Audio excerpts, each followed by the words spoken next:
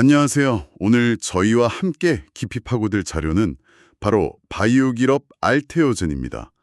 최근 가장 뜨거운 소식이었죠. 네, 그렇죠. 머크, 그러니까 MSD의 블록버스터 항암제 키트루다의 피하 주사 SC 제형이 미국 FDA 승인을 받으면서요. 알테오젠 기술력이 다시 한번 크게 주목받고 있습니다. 저희가 받은 자료들을 보니까요. 유튜브 채널 닥터조의 쉬운 바이오나 주식투자 인사이트, 리서처 TV 같은 분석도 있고요. 아, 네. 그런 채널들 분석이 요즘 많죠. 네. 그리고 최신 IAI 자료, 또 증권사 리포트들, 신한투자증권 엄민용 애널리스트 리포트나 CLS8 맥쿼리 같은 외국계 증권사 자료까지 정말 다양하게 있네요. 맞습니다. 여러 시각이 있어서 종합적으로 보기에 좋을 것 같아요. 그렇죠. 그래서 오늘 저희 목표는 이 정보들을 잘 엮어서 여러분이 알테오젠 투자를 고민하실 때 꼭 알아야 할 핵심 기회 요인, 그리고 또 간과하면 안 될 위험 요인들, 이걸 명확하게 정리해 드리는 겁니다. 네, 아주 중요한 작업이 될 것 같습니다. 그럼 바로 시작해 볼까요? 가장 먼저 이 모든 이야기의 중심이죠. 알테오젠의 핵심 기술, 바로 하이브로자임 ALT B4 플랫폼부터 짚어보죠. 이게 기존 정맥 주사 IV를 피하 주사 SC로 바꿔주는 기술인데 이게 왜 이렇게 중요하게 평가받는 걸까요?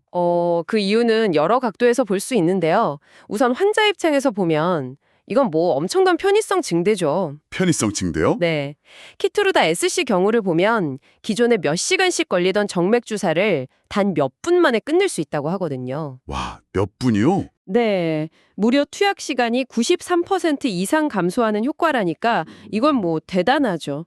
병원에 오래 있을 필요도 없고 어쩌면 집 근처 병원이나 자가 투여까지 가능해지면 정말 삶의 질 자체가 달라지는 거니까요. 아, 그렇겠네요.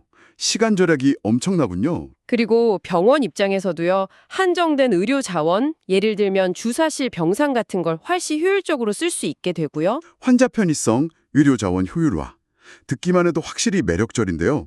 그럼 약을 만드는 제약사 입장에서는 어떤가요? 이게 중요할 것 같은데. 제약사에게는 이게 정말 뭐랄까 황금알을 낳는 거위가 될 수 있습니다. 황금알이요? 네, 바로 에버그리닝 전략 때문에 그렇습니다. 이게 뭐냐면요. 아무리 잘 팔리는 약이라도 언젠가는 특허가 만료되잖아요. 그렇죠. 특허 완료되면 복제약 나오고. 맞습니다. 복제약이 쏟아져 나오면 매출이 급감하죠. 예전에 그 화이자의 비아그라 특허 만료 때 주가가 얼마나 크게 흔들렸는지 생각해보면 특허가 제약사에게 얼마나 중요한지 알 수 있어요. 아, 기억납니다. 그런데 이 SC 제형 기술을 딱 적용해서 새로운 특허를 받으면 사실상 그 약물의 시장 독점 기간을 연장하는 효과를 얻는 겁니다. 키트루다처럼 1년에 수십조 원씩 파는 약이라면 그 가치가 정말 어마어마하겠죠. 아, 그러니까 단순히 투약 방식만 바꾸는 게 아니라 약의 수명 자체를 늘려주는 핵심 전략이 되는 거군요. 바로 그겁니다. 그런데 이 SC 제형 기술 분야의 경쟁사도 있잖아요. 그 할로자임의 인핸즈 기술이요. 알테오젠의 ALT-B4와는 뭐가 다른 건가요? 자료에 보니까 말티프랑 말티즈 비유가 있던데 이게 재밌더라고요. 네, 그거 아주 적절한 기유였어요. 할로자임은요, 우리 몸 안에 원래 있는 효소 히알루론이다제라고 있는데 구체적으로는 pH20이라는 종류예요. 이걸 유전자 재조합 기술로 만들어서 씁니다. 아, 원래 몸에 있는 걸 쓰는 거군요. 그렇죠. 마치 자연 상태의 말티즈를 복제해서 쓰는 것과 비슷하다고 볼 수 있죠. 그런데 알테오젠은 여기서 한 발 더 나갔어요. 한 발 더요. 네. 도메인 스와핑이라는 자기들만의 독자적인 기술을 써서 우리 몸 안에 다른 종류 히알루론이다제 유전자 일부랑 pH20 유전자 일부를 조합했어요. 그래서 완전히 새로운 변종 효소 ALT, B4를 만든 겁니다. 아, 조합을 해서. 네, 마치 말티즈랑 푸드를 교배해서 새로운 품종인 말티푸를 만든 것처럼요. 와, 비유가 정말 딱 맞네요. 그러니까 기능은 비슷하게 피하 조직을 열어서 약물 침투를 돕는 건데 구조적으로는 완전히 다르다는 말씀이시죠. 바로 그겁니다. 구조가 다르니까 할로자임의 특허를 피할 수 있었던 거고요. 아하. 게다가 알테오젠 쪽 주장에 따르면 이 ALT-B4가 기존 pH20보다 열 안정성이나 생산 효율성 면에서도 더 좋고 우리 몸의 면역 체계를 자극할 가능성, 이걸 면역 원성이라고 하는데 이것도 더 낮다고 해요. 장점이 더 있군요. 그리고 무엇보다 중요한 건 특허 기간입니다. 이게 2043년까지로 할로자임 기술보다 훨씬 길어요.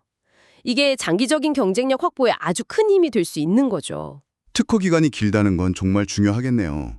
그 기술력이 마침내 빛을 발한 게 바로 이번 머크의 키트루다 SC제형 FDA 승인이군요. 맞습니다. 전 세계에서 가장 많이 팔리는 항암제의 제형을 바꾸는 데 성공했다는 건 알테오젠 기술의 가치를 시장에서 공식적으로 인정받았다. 뭐 이런 의미로 봐도 될까요? 그럼요. 이건 단순한 기술 증명 이상이죠. 실제 초대형 블록버스터 약물에 적용돼서 상업화 단계까지 도달한 첫 번째 성공 사례라는 점에서 파급력이 정말 큽니다. 네. 이제 투자자들의 관심은 자연스럽게 그래서 이걸로 알테오젠이 얼마나 벌 수 있을까? 여기로 모아지겠죠? 여기서 핵심 변수가 바로 시장 침투율 그리고 로열티입니다. 맞아요. 투자자의 입장에선 결국 숫자가 중요하니까요. 그 로열티 관련해서 자료들을 보니까 증권사마다 추정치가 꽤 다르던데요.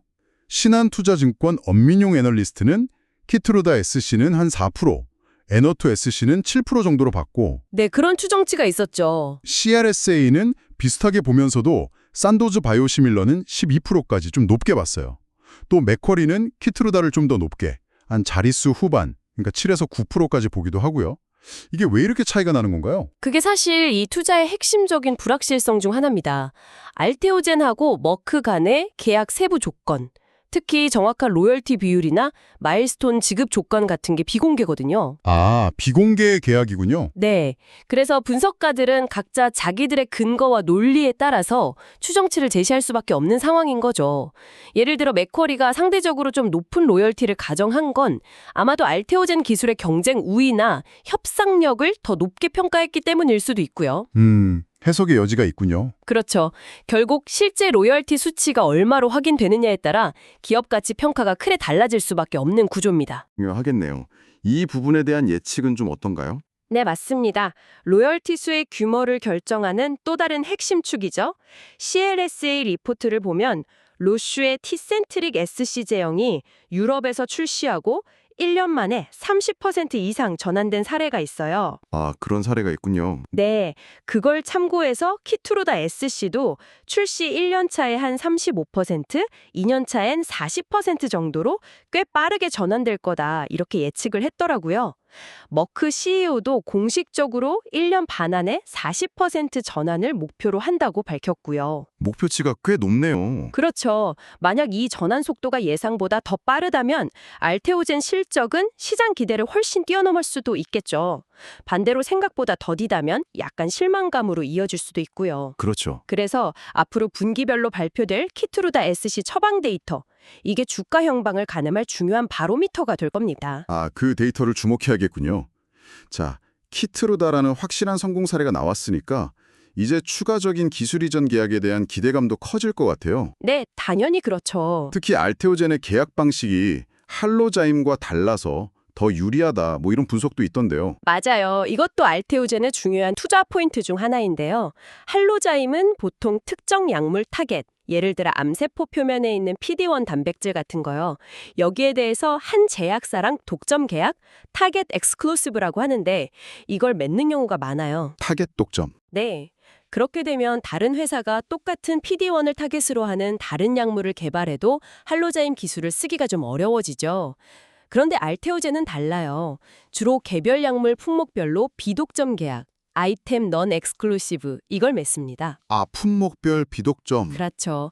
그러니까 머크의 키트루다 이게 PD-1 항체인데 여기에 기술을 제공했더라도 다른 회사가 개발하는 또 다른 PD-1 항체 약물, 예를 들면 옵디보 같은 거요. 이런 거나 심지어 다른 기존의 약물과도 얼마든지 추가 계약을 맺을 수 있다는 뜻이에요. 와, 그건 정말 큰 차이인데요. 플랫폼 기술로서의 확장성이 훨씬 뛰어나다는 의미로 들리네요. 그렇죠. 훨씬 유연하죠. 알테오젠 IR 자료를 보면 현재 10곳 이상의 글로벌 제약사들이랑 물질 이전 계약, MTA라고 하죠. Material Transfer Agreement, 기술 검토를 위한 계약인데 이걸 맺고 논의를 진행 중이라고 하니까요. 10곳 이상이요? 네, 앞으로 키트로다 말고 또 다른 블록버스터 약물과의 계약 소식이 들려올 가능성이 충분히 있다고 봐야죠. 특히 요즘 핫한 분야죠. 항체 약물 접합체, ADC. 여기서 다이치 상쿄랑 아스트라제네카의 NO2SC 제형 결합에 대한 기대감이 아주 높습니다. 이것도 성사되면 키트로다 못지않은 규모의 계약이 될 수 있어요. NO2SC, 그것도 주목해야겠군요. 자체 개발 파이프라인도 있죠. 아일리아 바이오시뮬러 말씀하시는 거죠? 네, 맞습니다. 황반변성 치료제 아일리아의 바이오시밀러인데요. 아일리아 Q라고 이름 붙였죠.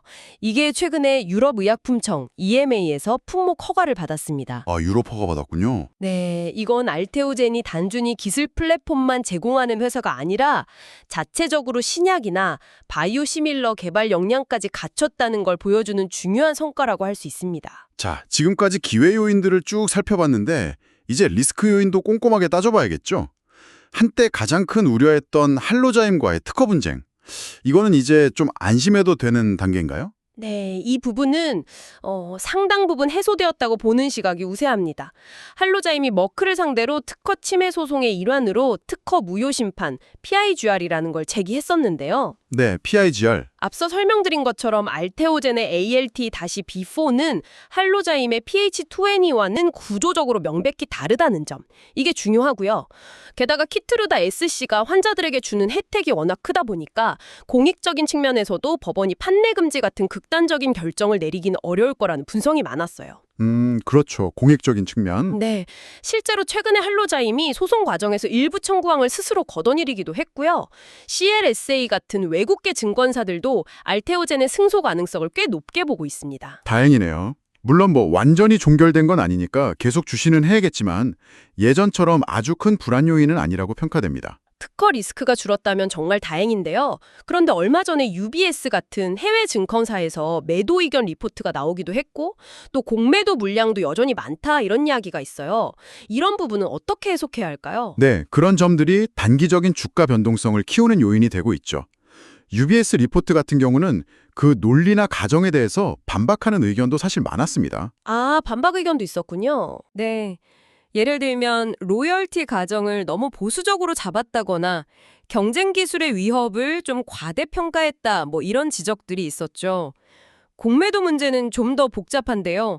키트루다 SC 승인이라는 엄청난 호재가 나왔는데도 오히려 공매도 물량이 늘어나는 약간 이례적인 모습도 보였어요.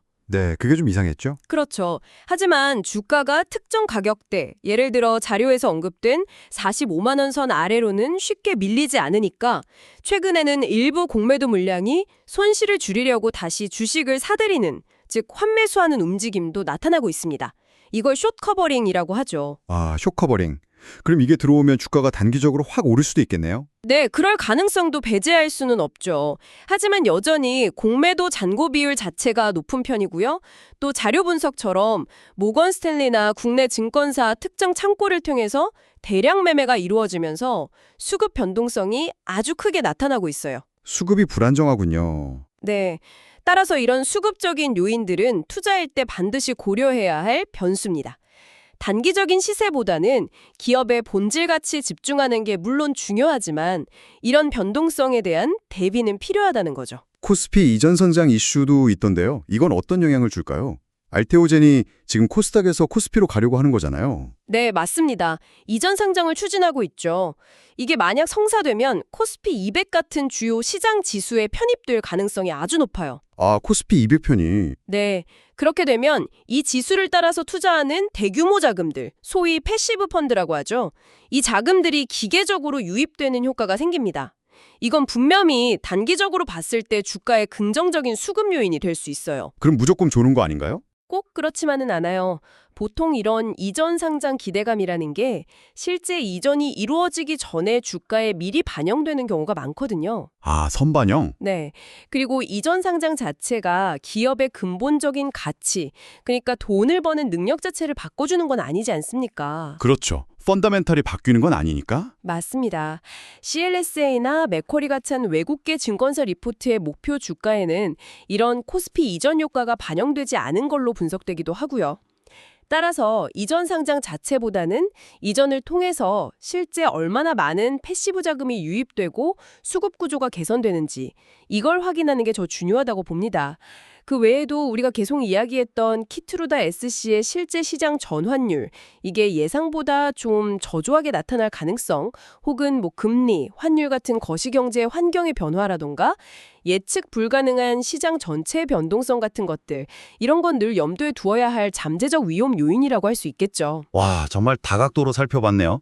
자, 그럼 이 모든 내용을 종합해서 여러분이 알테오젠 투자를 최종 결정하기 전에 이것만은 꼭 체크해야 한다 하는 핵심 점검 사항들, 이걸 한번 정리해 볼까요? 네, 좋습니다. 한 5가지 정도로 요약해 볼 수 있겠는데요. 첫째, 그리고 가장 중요한 겁니다. 키트루다 SC의 실제 시장 침투 속도와 로열티 수취 현실화 여부, 이걸 확인하는 겁니다. 실제 숫자를 확인하는 거군요. 네, 앞으로 발표될 실적 데이터나 처방 통계 통해서 반드시 확인해야 할 최우선 과제예요. 둘째는 에너트 SC를 포함한 ADC 분야 기술 이전 계약, 그리고 아일리아큐 같은 자체 파이프라인의 구체적인 진행 상황입니다. 추가 성장 동력 확인. 그렇죠. 이게 확인되어야 추가적인 성장 스토리가 현실화될 수 있겠죠. 셋째는 코스피 이전 상장의 구체적인 일정과 실제 패시브 자금 유입 규모 같은 수급 영향을 면밀히 분석해야 합니다. 기대감 말고 실제 효과를 보자. 맞습니다. 기대감만으로 접근하기보다는 실제 효과를 따져봐야 한다는 거죠. 넷째, 특허 분쟁의 완전한 종결 여부와 경쟁 기술 대비 알테오젠 기술의 우위를 지켜낼 수 있는 특허 방어 전략을 이해하는 것도 중요합니다. 특허 리스크 최종 확인. 네, 마지막 5째는 앞서 언급된 다양한 요인들로 인한 단기적인 주가 변동성 확대 가능성, 여기에 대비해서 자신만의 투자 원칙과 대응 전략을 미리 세워두는 것이 필수적입니다. 변동성 대비 전략 수립까지. 와, 정말 명확하게 정리가 되네요. 결국 키트루다 SC라는 눈앞의 성과뿐만 아니라 미래 성장 동력과 잠재적 리스크, 그리고 시장 수급까지 정말 다각적으로 고려해야 하는군요. 네, 맞습니다. 단기적인 뉴스나 주가 등락에 너무 흔들리기보다는 기업의 본질적인 가치와 장기적인 성장 그림을 보면서 좀 인내심을 가져야 한다는, 어찌 보면 투자의 정석적인 접근이 필요해 보입니다. 워렌 버핏도 그렇게 말했듯이요. 그렇죠. 장기적인 관점이 중요합니다. 오늘 알테오젠에 대해 정말 깊이 있게 이야기 나눴습니다. 키트루다 SC FDA 승인이라는 강력한 모멘텀을 바탕으로 이 하이브로자인 플랫폼의 무한한 확장 가능성까지 엿볼 수 있었던 시간이었어요. 네, 잠재력이 큰 기술이죠. 물론 아직은 베일에 쌓여있는 로열티 비율이라든지 시장 변동성처럼 투자자로서 계속 주시해야 할 부분들도 분명히 존재하고요. 맞습니다. 핵심 기술의 경쟁 우위나 성장 잠재력은 상당히 높아 보이지만 결국 그 잠재력이 실제 얼마만큼의 수익으로 또 얼마나 빠르게 현실화될지는 아직 미지수인 부분들이 많아요. 네, 그렇죠. 로얄티 비율, 시장 전환율, 추가 계약 성사 속도 같은 이런 변수들이 실제 숫자로 어떻게 나타날지 이걸 꾸준히 추적하고 분석하는 것이 중요하겠습니다. 네, 오늘 저희의 분석이 여러분의 현명한 투자 판단에 조금이나마 도움이 되었기를 바랍니다. 마지막으로 여러분께 생각해 볼 질문 하나를 던지면서 마무리할까요? 네. 만약에요, 알테오젠이 지금 주로 거론되는 항암제 분야를 넘어서서 전혀 다른 치료 영역, 예를 들면 류마티스 같은 자가면역 질환 치료제나 아니면 희귀질환 치료제 분야의 블록버스터 약물과 SC 제형 개발 계약을 체결한다면 이것이 알테오젠이라는 기업의 가치평가 모델 자체를 어떻게 근본적으로 바꿔놓을 수 있을까요? 이 플랫폼 기술의 진정한 파괴력이 과연 어디까지 뻗어나갈 수 있을지 한번 상상해보는 것도 흥미로울 것 같습니다. 아주 흥미로운 질문이네요. 다음에 더 유익한 정보로 찾아뵙겠습니다. 감사합니다. 감사합니다.